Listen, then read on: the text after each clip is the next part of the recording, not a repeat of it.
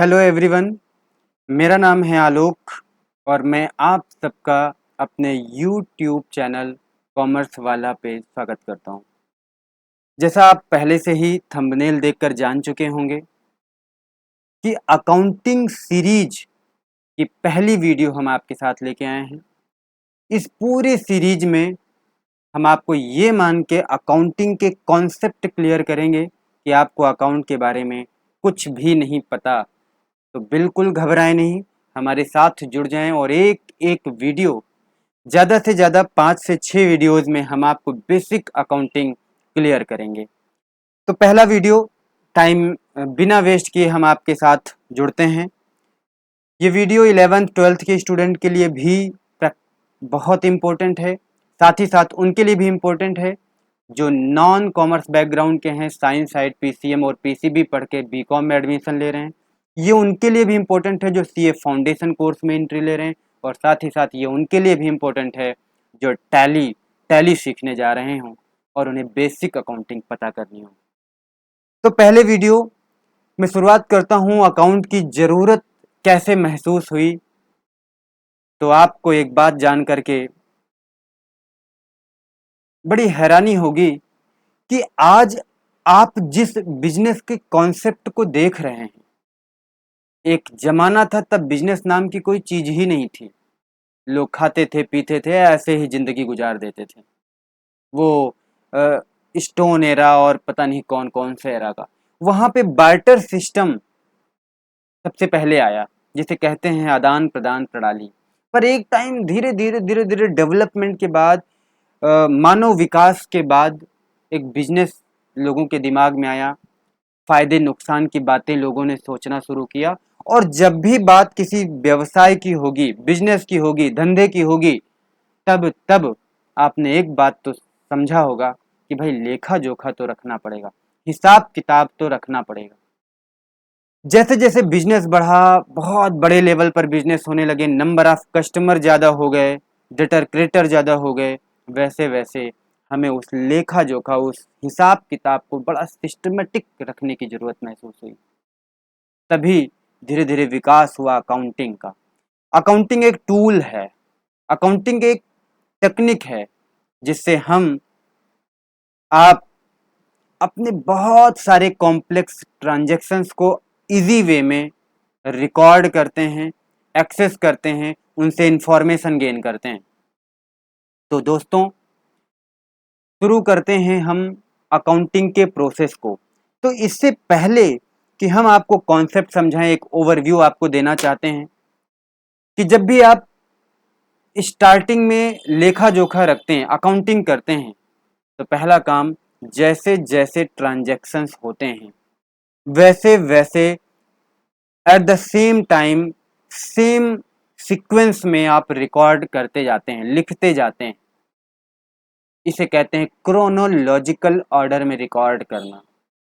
और जब ये रिकॉर्डिंग पूरी होती है, तब आप उन अकाउंट्स को जो time to time day wise record हुए हैं, उन्हें क्लासीफाई करते हैं। क्लासीफाई करने का फायदा होता है कि पर्टिकुलर एक इंसान का, एक व्यक्ति का अकाउंट एक साथ मिल जाता है, उसका हिसाब किताब एक साथ मिल जाता है। जैसा कि आप अपने पड़ोस की दुकानों में भी देखा होगा कि जब आप बार बार सामान खरीदने जाते हो, उधार या फिर पैसा देते हो, तो आपके पड़ोसी दुकानदार आपके लिए एक अलग पेज क्रिएट कर देते हैं अपनी डायरी में। कॉन्सेप्ट वहीं से शुरू होता है। दूसरी बात, जब आप ये काम कर लेते हैं, तो एक और डाउट मन में आता है कि कहीं कोई गलती तो नहीं हो सकी, कहीं 50 को 500 तो नहीं लिख दिया। अब सोचो, एक छोटा सा दुकानदार 50 रुपए के सामान, 5,000 के सामान को गलती से 2 जीरो हटा दे, गलती से 1 जीरो हटा दे, 500 लिख दे, एक जीरो की वजह से वो कितने बड़े लॉस में आ जाएगा। इसके लिए कि कोई गलती ना हो, कोई अर्थमेटिकल एरर ना हो गया हो, अकाउंटिंग में एक और टेक्निक है जिसे बोलते हैं समराइजिंग करना। आगे सीखेंगे आपकी समराइजिंग कैसे होगा, लेकिन अभी आपको ये जानना जरूरी है कि समराइजेशन के बाद अगर कोई अर्थमेटिकल एक्यूरेसी में प्रॉब्लम है, कोई एरर आ गया है, तो आप आसानी से ढूंढ पाएंगे। जब ये भी हो गया तो एक और जरूरत पड़ी कि यार एक साल के बाद कम से कम मुझे पता तो चले कि मेरा प्रॉफिट कितना हुआ, मेरा लॉस कितना हुआ। तो दोस्त, इसके लिए हमें प्रॉफिट एंड लॉस अकाउंट बनाना पड़ता है, या प्रॉफिट एंड लॉस स्टेटमेंट भी कहते हैं। और अगर प्रॉफिट या लॉस भी कैलकुलेट हो जाए तो एक टाइम के बाद, जैसे कहते हैं ना कि हमें अपनी औकात पता होनी चाहिए, वैसे ही हमें हमारे धंधे की औकात, हमारे बिजनेस की औकात पता करनी पड़ती है। उसे कहते हैं net worth, financial position of the company, financial position of our business. और इसके लिए हम बैलेंस शीट बनाते हैं। ये नाम अभी आप सुन रहे हैं, पर इसके बारे में एक एक करके आप डिटेल में सीखेंगे। अगली वीडियोस भी आएंगी, 4 से 6 वीडियो के अंदर आपको ये सारी बातें आपके दिमाग में फिट कर दी जाएंगी। तो आइए शुरू करते हैं। सबसे पहले जो हमने बोला कि आपको इनिशियली रिकॉर्ड करना होता है डे वाइज क्रोनोलॉजिकल ऑर्डर में, उसे बोलते हैं जर्नल एंट्री। लेकिन जैसे ही हम उन्हें क्लासिफिकेशन करते हैं उन्हें बोलते हैं लेजर्स, और जब हम उन्हें समराइज करते हैं अर्थमेटिकल एरर जानने के लिए तो उसे बोलते हैं ट्रायल बैलेंस। और लास्ट में हम फाइनेंशियल स्टेटमेंट बनाते हैं, और इसी फाइनेंशियल स्टेटमेंट के दो पार्ट होते हैं, एक को बोलते हैं प्रॉफिट एंड लॉस अकाउंट और दूसरा होता है बैलेंस शीट। एक और बात मिस हो गई यहीं, एक कैश फ्लो स्टेटमेंट भी फाइनेंशियल स्टेटमेंट का पार्ट होता है, बट अभी हम उस पर कोई चर्चा नहीं कर रहे हैं। अभी हम एक बेसिक प्रोसेस की बात कर रहे हैं। तो हमें 4 स्टेप फॉलो करने हैं। पहले हमें जर्नल एंट्री सीखनी है, फिर लेजर सीखने हैं, और फिर ट्रायल बैलेंस बनाना सीखना है, और उसके बाद हम बनाना सीखेंगे profit and loss and balance sheet. इतने प्रोसेस को करने के लिए हम आपसे इतनी वीडियोस 5 से 6 क्लासेस आपके लेंगे, और हर क्लास 20 से 25 या 30 मिनट की मैक्सिमम होगी। इतना टाइम आप हमारे साथ इन्वेस्ट करिए। तो शुरू करते हैं। सबसे पहला स्टेप जर्नल एंट्री। जो शुरुआत में रिकॉर्ड करते हैं ना, तो उसे कहते हैं एंट्री करना, और अकाउंटिंग के टर्म्स में उसे बोलते हैं जर्नल एंट्री करना। तो जर्नल एंट्री करना अगर आपको सीखना है तो आपको सीखना पड़ेगा सबसे पहले टाइप्स ऑफ अकाउंट। और मेरे दोस्त, टाइप ऑफ अकाउंट जानने से पहले हम आपके साथ बताएंगे कि क्लासिफिकेशन ऑफ अकाउंट क्या होता है। तो क्लासिफिकेशन ऑफ अकाउंट की अगर आप बात करें, आप स्क्रीन पे देख सकते हो, तो ये दो टाइप से क्लासिफाई किया गया है अकाउंट को। One is personal account and another is impersonal account. Personal account को फर्दर 3 पार्ट में क्लासिफाई किया गया है, natural person, artificial person and representative person. तो क्या ये जो 3 पर्सनल अकाउंट है, क्या तीनों के अलग अलग रूल सीखने होंगे? जी नहीं। आपके समझने के लिए, कि आप पर्सन को अलग अलग करके समझ पाए, हमने क्लासिफिकेशन में आपको समझाया कि पर्सनल अकाउंट 3 पार्ट में क्लासिफाई किया जा सकता है। First is natural personal. Natural personal account का मतलब, जैसे हम, आप, राम, श्याम, मोहन, ह्यूमन बीइंग्स, जो भी नाम है ह्यूमन बीइंग्स, ये सब नेचुरल पर्सन हैं, क्योंकि इन्हें किसने क्रिएट किया है? भगवान ने। हम लोग भगवान के बनाए हैं, इसलिए नेचुरल पर्सन कहे जाते हैं। तो जब भी राम, श्याम, मोहन, रामकली, अनारकली का नाम आएगा, आपको ये बात ध्यान रखनी है कि ये नेचुरल पर्सनल अकाउंट है। और जब भी बात आएगी कि हमने कुछ क्रिएट किया, ध्यान से सुनिए, ऐसे भी पर्सनल अकाउंट हैं, ऐसे भी पर्सन कहे जाते हैं जिनकी अपनी आइडेंटिटी है, जिनकी अपनी एग्जिस्टेंस है। अपनी पर्सनल आइडेंटिटी सोचो, अगर कोई कंपनी है रिलायंस इंडस्ट्री, तो क्या उसकी एक पहचान नहीं है? है। क्या उसकी अपनी एग्जिस्टेंस है? अगर कोई केस हो जाए, कोई नुकसान हो जाए, तो बहुत सारे लोगों ने बहुत कंपनियों पर भी केस कर दिया है। क्यों? क्योंकि उनकी अपनी एग्जिस्टेंस है। वो भी एक पर्सनल अकाउंट है, वो भी एक पर्सन कहे जाते हैं। कौन से पर्सन? Artificial person. और क्यों? क्योंकि हम सब ने उन्हें क्रिएट किया है। तो इस तरीके से नेचुरल पर्सन में ह्यूमन बीइंग्स आते हैं सारे नाम। आर्टिफिशियल पर्सनल अकाउंट में जैसे कंपनी, फर्म, यूनिवर्सिटी, जिसकी अपनी एक सेपरेट पहचान हो।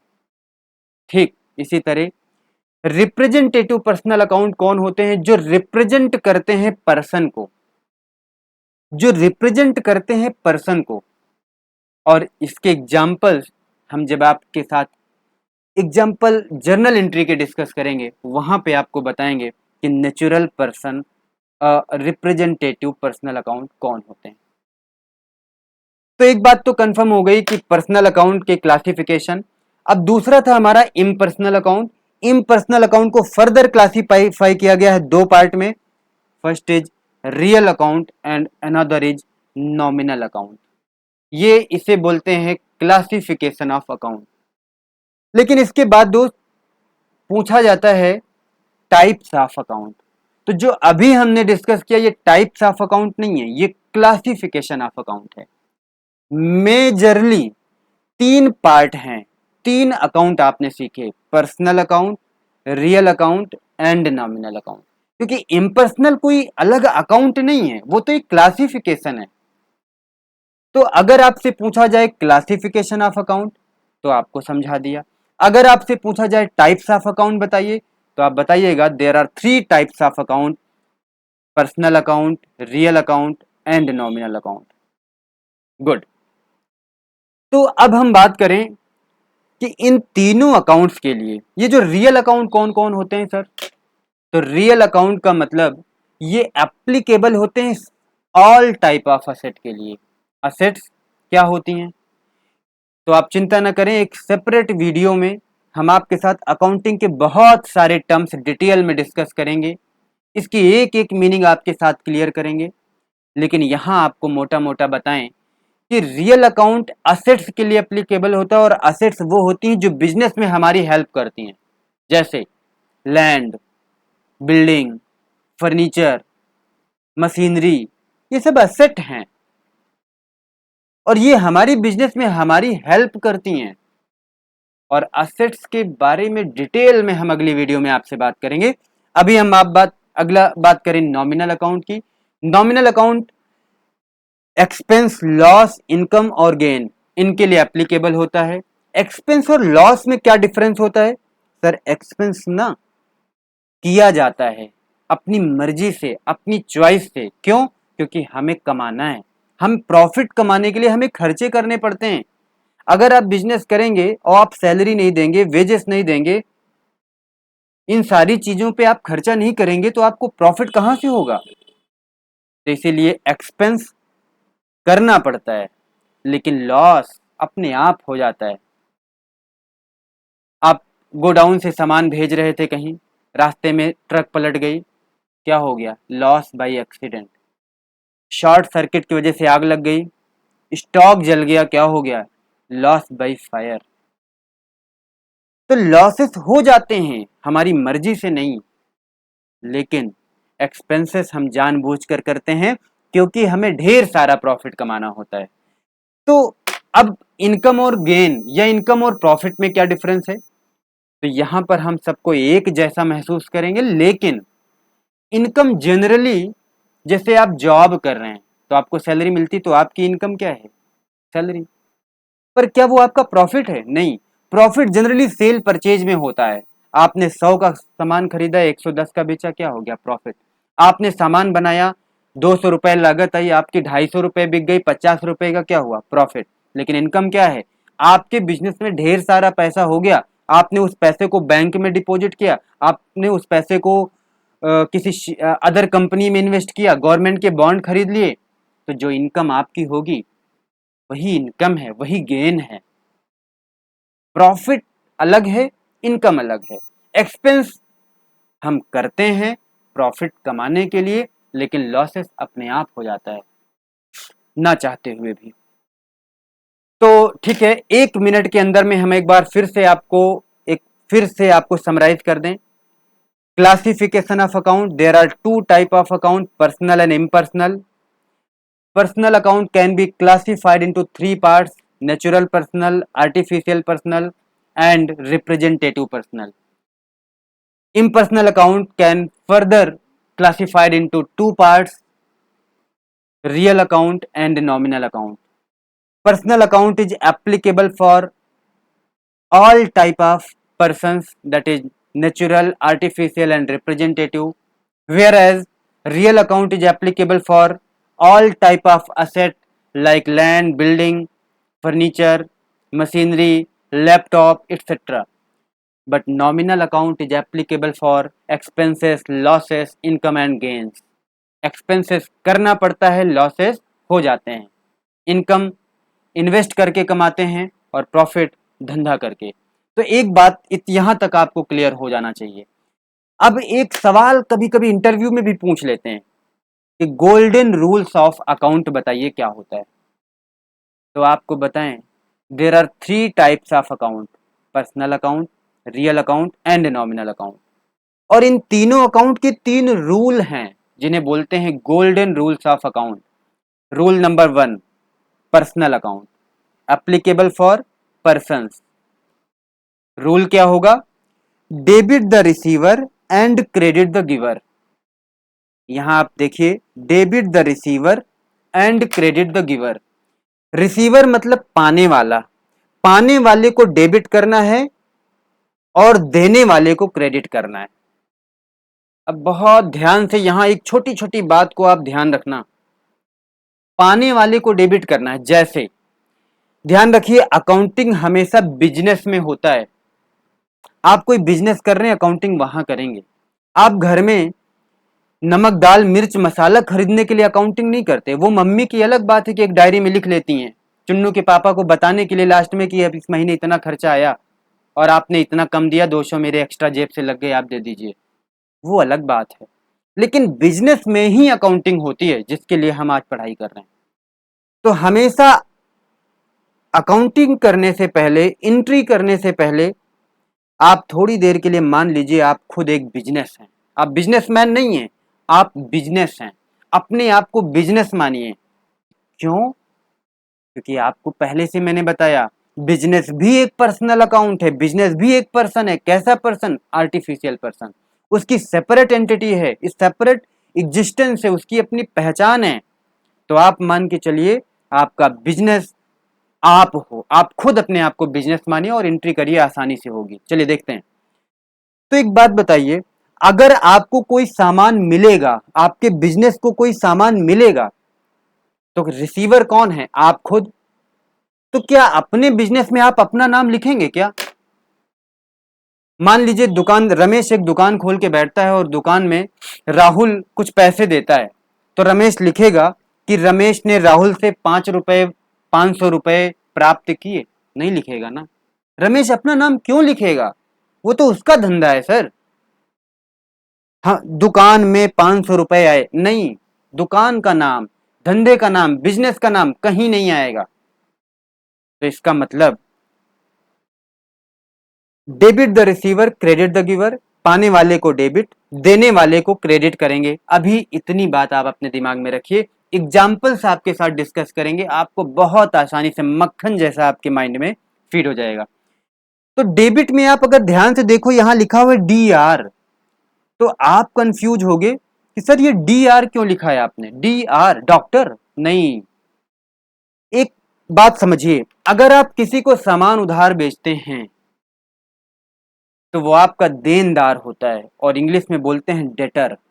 और डेटर की स्पेलिंग में पहला लेटर D और आखिरी R होता है, तो D और R को मिल करके यहाँ डेबिट कर दिया जाता है। सिमिलरली, अगर आपने किसी से उधार सामान खरीदा है तो क्रेडिटर का C और लास्ट का R, CR मिलके क्रेडिट हम लिख देते हैं। तो डेबिट और क्रेडिट, यहीं से हमने इसको शॉर्टकट में लिखने की कोशिश की, और यही एक तरीका है, ये ऐसे ही लिखा जाता है। तो डेबिट द रिसीवर मतलब हमेशा DR लिखेंगे। डेबिट में DEBIT नहीं लिखेंगे, डेबिट में DR लिखेंगे, क्रेडिट में CR लिखेंगे।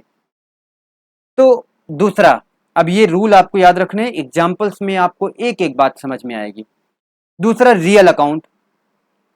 अब आपको रियल अकाउंट के बारे में हमने बताया, it is applicable for all type of asset. तो अब असेट अगर हम खरीदेंगे तो हमारे बिजनेस में असेट आएगा, तो डेबिट व्हाट कम्स इन, जो असेट आया उसे डेबिट करेंगे। फॉर एग्जाम्पल, हमने मशीनरी खरीदी, तो मशीनरी अकाउंट डेबिट। हमने लैपटॉप खरीदा तो लैपटॉप अकाउंट डेबिट। हमने लैंड एंड बिल्डिंग खरीदा, land and building account debit. यानी डेबिट व्हाट कम्स इन, जो असेट हमारे पास आई उसे हम डेबिट करेंगे और जो असेट हमारे पास से गई उसे हम क्रेडिट करेंगे। तीसरा रूल नॉमिनल अकाउंट। तो भैया आपने सुना कि लॉस और एक्सपेंस लगते एक जैसे हैं, दोनों हमारे लिए फायदेमंद नहीं है, पर एक्सपेंस करते हैं लालच में कि फायदा कमाना है तो करना पड़ेगा, मजबूरी है, लेकिन लॉसेस अपने आप हो जाता है। तो लॉस और एक्सपेंस का ट्रीटमेंट सेम है, इन दोनों को डेबिट करेंगे। जब भी लॉस आया डेबिट, जब भी खर्चे आप करोगे उन्हें करोगे डेबिट। और डेबिट को कैसे लिखते हैं सर? D R. अगर आपका इनकम हो गया या आपने प्रॉफिट कमाया तो आप उसे क्या करोगे? वो आपको क्रेडिट करना है। तो debit all expenses and losses and credit all income and gains, ये 3 रूल हो गए। चलिए 2 मिनट के अंदर में एक बार फिर से इसे हम समराइज करें। Golden rules of account. Rule number 1, personal account, debit the receiver and credit the giver. Rule number 2, real account, which is applicable for all type of asset, debit what comes in and credit what goes out.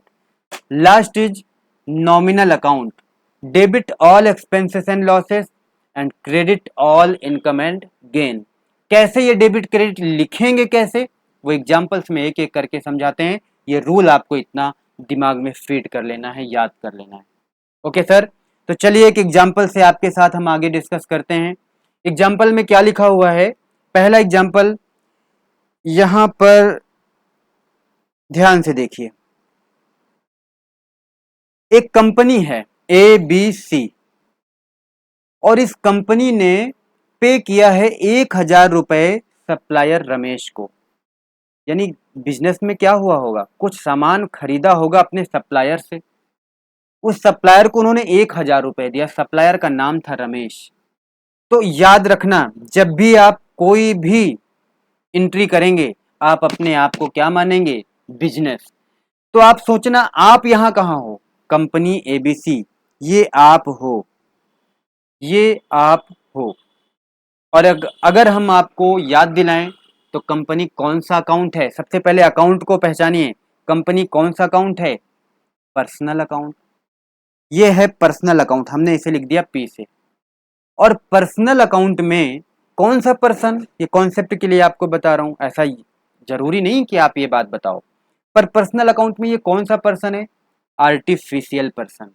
क्यों? क्योंकि ये created by person है, natural person, हमने create किया, इसकी अपनी पहचान है, तो इसे बोलेंगे नेचुरल पर्सनल अकाउंट।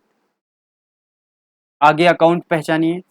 एक और अकाउंट आया कि 1,000 रुपए पे किए गए हैं। ये 1,000 क्या है? कैश है। और एक बात बताइए, हमने बोला था असेट क्या होते हैं? असेट क्या होते हैं?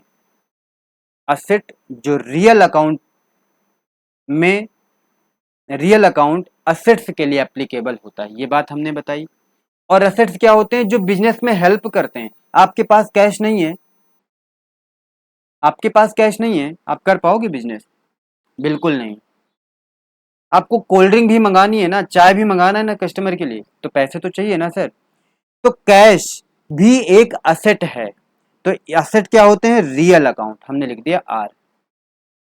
इसकी जरूरत अभी नहीं पड़ेगी, लेकिन फिर भी आपको हर एंट्री में समझना है कि यहां पर कौन कौन से अकाउंट अफेक्टेड हैं। तीसरा है सप्लायर रमेश, आसानी से याद आ गया होगा, ये पर्सनल अकाउंट है। और ये कौन सा पर्सनल अकाउंट है? नेचुरल पर्सन, रमेश में जान है, भगवान ने बनाया, रमेश को पैदा किया है, इसे बोलेंगे नेचुरल पर्सनल। तो ये तो समझने के लिए है, ताकि आपको बार बार रिपीट होता जाए कि ये अकाउंट्स कौन कौन से, क्या क्या नाम होते हैं। अब इसकी जर्नल एंट्री करें दोस्त। तो जर्नल एंट्री में आपको ध्यान रखना होगा, एक बात बताना, रमेश कौन है? Personal account. तो पर्सनल अकाउंट का रूल क्या है? Debit the receiver, credit the giver. तो रमेश रिसीवर है या गिवर है? सर रमेश तो रिसीवर है। क्यों? क्योंकि रमेश रिसीव कर रहा है कैश हमसे। और डेबिट द रिसीवर मतलब रमेश को डेबिट कर देंगे, ये बात हमें कंफर्म हो गई। दूसरा, अब आप बात करो कंपनी एबीसी की, ये पर्सनल अकाउंट है, ये गिवर है, लेकिन मेरे दोस्त हमने आपको ये बात बताई कि क्या आप अपने बिजनेस में अपना ही नाम लिख देते हैं क्या? अगर हम दुकान खोलकर बैठे हैं, 500 रुपए आपको देंगे, तो क्या मैं खुद लिखूंगा कि आलोक ने आपको 500 रुपए दिए? मैं अपना ही नाम लिख दूंगा? ऐसा तो नहीं है ना। तो इसीलिए बिजनेस, ये लॉ, ये रूल आपको नोट्स में लिखा देंगे हम आपको। नोट, जब तमाम सारे नोट्स बनाएंगे, नोट 1 2 3 करके, वहां ये सारी बातें आपको लिखा देंगे। लेकिन अभी आप जानिए कि business never use his name in any of the entries. वो अकाउंट्स में अपना नाम कभी नहीं लिखता है, इसीलिए कंपनी का नाम लिखने की जरूरत जर्नल एंट्री में नहीं पड़ेगी। एक और बात, अब आता है कैश। हमने बताया ये एसेट है, ये रियल अकाउंट है, और रियल अकाउंट का रूल क्या होता है? अभी अभी आपको बताया, debit what comes in and credit what goes out. तो असेट आया कि गया? कैश आया हमारे बिजनेस में या गया? सर, कैश तो गया, और अगर कैश गया तो goes out. Debit what comes in, credit what goes out. तो हम कैश को क्या कर देंगे sir? Credit, CR। Concept clear? यानी जर्नल एंट्री करनी है तो दो बात हमें कंफर्म हो गई, हमें रमेश को डेबिट और कैश को क्रेडिट करना है। तो इसकी एंट्री करेंगे कैसे, लिखेंगे कैसे? तो देखिए, पहले लिखेंगे डेबिट और बाद में लिखेंगे क्रेडिट। तो डेबिट कौन हो रहा है? रमेश। तो आप लिखेंगे ऐसे, Ramesh account debit, Ramesh account, और डैश डैश डैश करके आप लिखोगे डेबिट। यहां तक कोई दिक्कत आपको नहीं? और थोड़ा सा गैप छोड़ेंगे और लिखेंगे टू। ये जो टू लिखते हैं ना, ये एक्चुअल में क्रेडिट को CR यहां पर एंट्री में नहीं लिखते हैं हम। ये जो गैप करके टू लिख देते हैं, ये इंडिकेट करता है कि आप क्रेडिट कर रहे हो। ये एक तरीका है लिखने का। जैसे कपड़े पहनने के तरीके होते हैं ना, टाई लगाने के, गले में नहीं लगा लेते हैं, आप हमेशा कॉलर में लगाते हैं। ऐसे ही मानिए, अकाउंटिंग के भी कुछ तरीके हैं, कुछ फॉर्मेट है। तो क्रेडिट को CR नहीं लिखते हैं, उसे आगे टू। और क्रेडिट किसे करना है हमें? याद याद रखिए, कैश को क्रेडिट करना है, क्योंकि कैश गया था, असेट गई थी। तो हम लिख देंगे टू कैश अकाउंट। ये होता है तरीका डेबिट क्रेडिट का। डेबिट को डेबिट ऊपर लिखेंगे, क्रेडिट को नीचे टू करके उसका नाम लिख देंगे, और अमाउंट कितना था? 1000 रुपए। तो डेबिट को डेबिट में, क्रेडिट को क्रेडिट में। फॉर्मेट हम आपको बाद में सिखाएंगे, अभी आपको रूल अच्छे से आपके दिमाग में घोल कर डालने की कोशिश करेंगे। तो चलिए एक बार फिर से वापस आते हैं, इस एंट्री को रिपीट करते हैं। कंपनी ने पे किया, तो हमने सीखा कि बिजनेस कभी भी अकाउंटिंग में अपना नाम नहीं लिखता है, अपना खुद का नाम नहीं लिखता। तो यहाँ पर दो अकाउंट अफेक्टेड थे, एक रमेश पर्सनल अकाउंट था जो कि रिसीवर था, पर्सनल अकाउंट का रूल लग गया debit the receiver and credit the giver. वहीं कैश रियल अकाउंट का रूल लग गया, debit what comes in and credit what goes out. तो कैश गया था, इसलिए क्रेडिट कर दिया हमने उसे, और रमेश डेबिट था क्योंकि वो रिसीवर था। इस तरीके से आपको जर्नल एंट्री पास करनी रहेगी। फॉर्मेट जब हम आपको बताएंगे तो एक फुल फ्लेज्ड बड़ा सा क्वेश्चन आपको करवाएंगे, फिर वहां पे फॉर्मेट की भी बात करेंगे, वहां और कॉन्सेप्ट की बात करेंगे। अभी आप डाइजेस्ट करिए इनके रूल्स को। चलिए एग्जाम्पल दो। दूसरा एग्जाम्पल क्या कह रहा है? कंपनी है ABC जिसने गुड्स सेल किया है क्रेडिट पे। तो आप ध्यान रखिए, अगर आपसे ये कह दिया कि क्रेडिट पे सेल किया, तो उधार बेचा है किसको? रमेश को। तो एक अकाउंट यहां आ गया रमेश, और रमेश कौन सा अकाउंट है? Personal account. बेचा हमने, बिजनेस ने किसको बेचा है? रमेश को। तो रमेश क्या है? रिसीवर। रमेश क्या है? रिसीवर। और रिसीवर को क्या करेंगे? पर्सनल अकाउंट का रूल क्या है? Debit the receiver credit the giver. Ramesh receiver है तो क्या करेंगे? डेबिट। अब दूसरा, कंपनी ने बेचा है, कंपनी क्या अपना नाम लिखेगी? बिजनेस अपना नाम लिखता है? नहीं, तो इसको कुछ नहीं करेंगे। तीसरा, हमारे पास से गया क्या है? हमारे पास से गया है गुड्स, और गुड्स असेट है।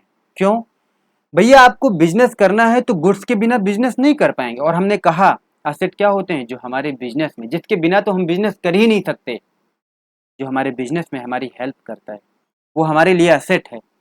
तो गुड्स भी हमारा असेट है। अभी अगर आपको डाउट है तो हमने बोला था कि टर्मिनोलॉजी जो अकाउंट्स की है, अलग अलग नाम है, इनको डिटेल में हम अगली वीडियो में डिस्कस करेंगे।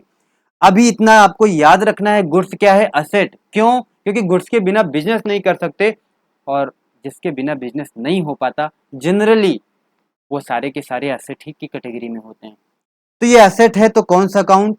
Real account. और अगर ये रियल अकाउंट है तो रूल क्या है? Debit what comes in, credit what goes out.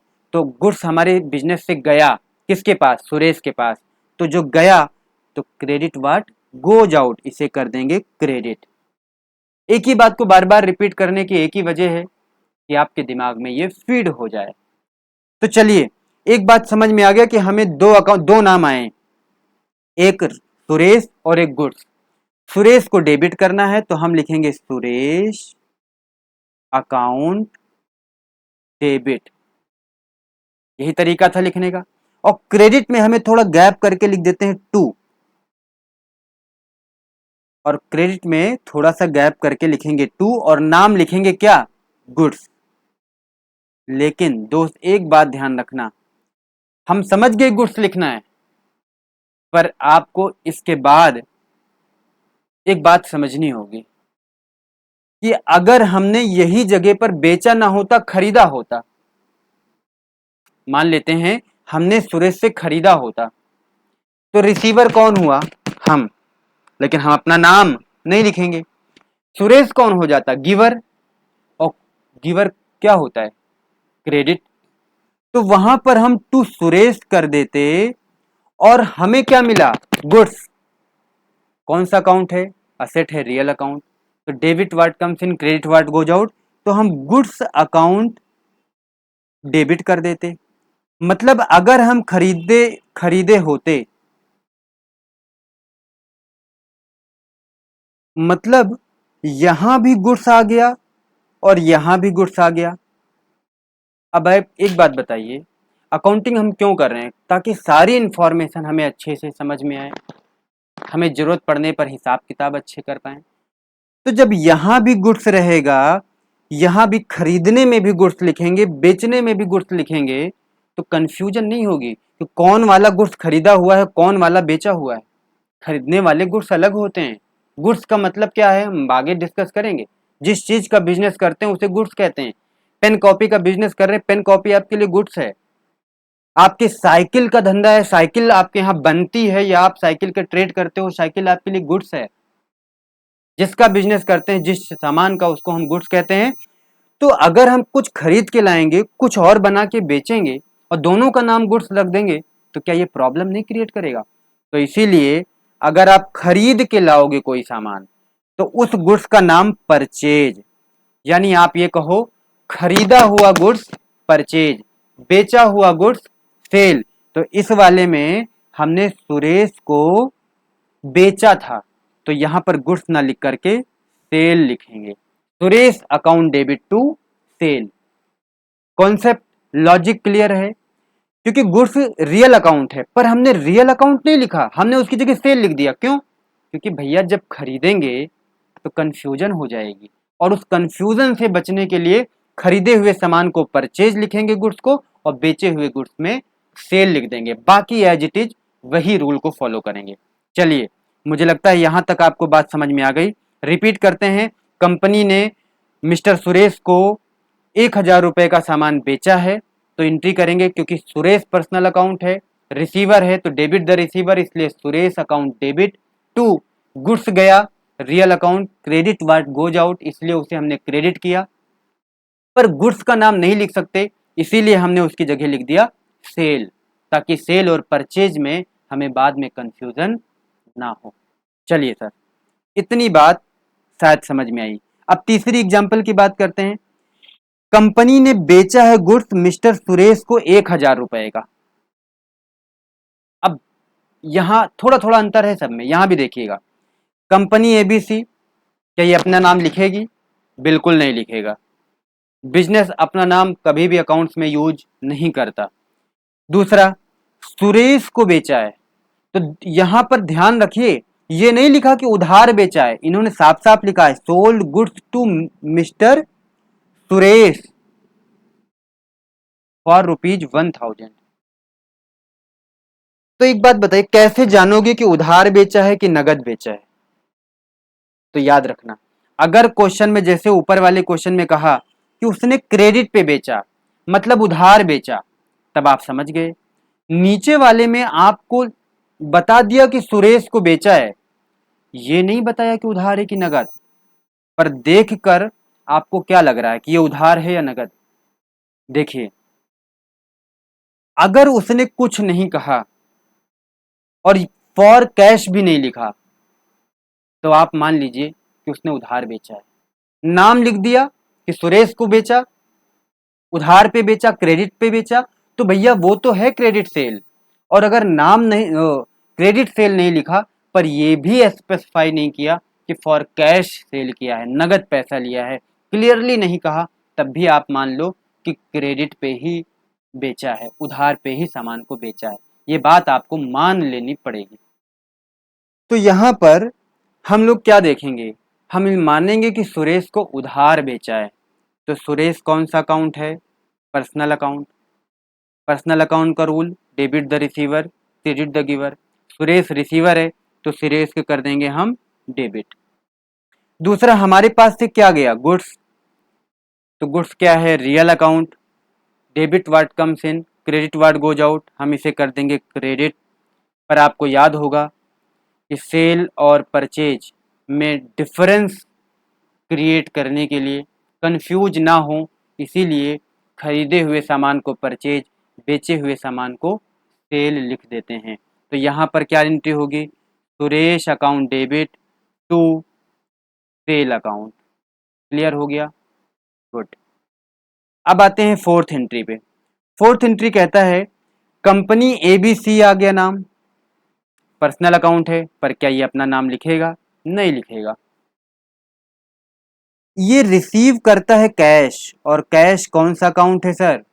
Real account. Debit watt comes in, credit what goes out, real account का रूल है। तो ये आया कि गया? आया। आया तो क्या करेंगे? डेबिट। किससे मिला? सुरेश से मिला, तो सुरेश कौन सा अकाउंट है? पर्सनल। पर्सनल अकाउंट का रूल क्या है? Debit the receiver, credit the giver. Suresh कौन है? गिवर, इसे कर देंगे क्रेडिट। तो एंट्री लिखने का तरीका क्या है?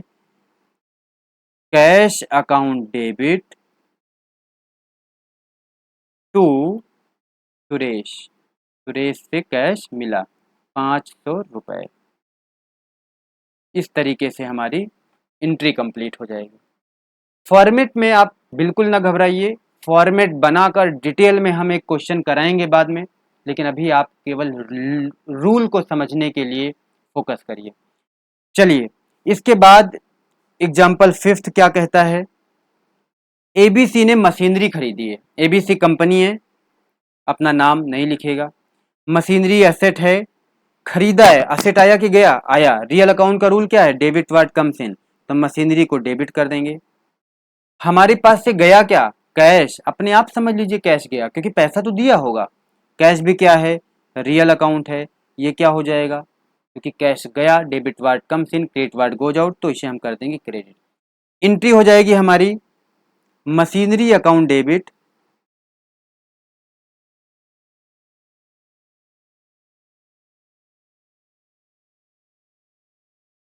तो इसकी एंट्री हो जाएगी machinery account debit to cash, और कितना अमाउंट गया? ₹1,00,000। इस तरीके से आप एंट्री कर दोगे। इसके बाद नेक्स्ट है एक और जर्नल एंट्री। यहाँ पर कहा है कंपनी है एबीसी जो ₹5,000 रेंट देती है। ओहो, तो कंपनी क्या अपना नाम लिखेगी? नहीं। तो कंपनी अपना नाम नहीं लिखेगा।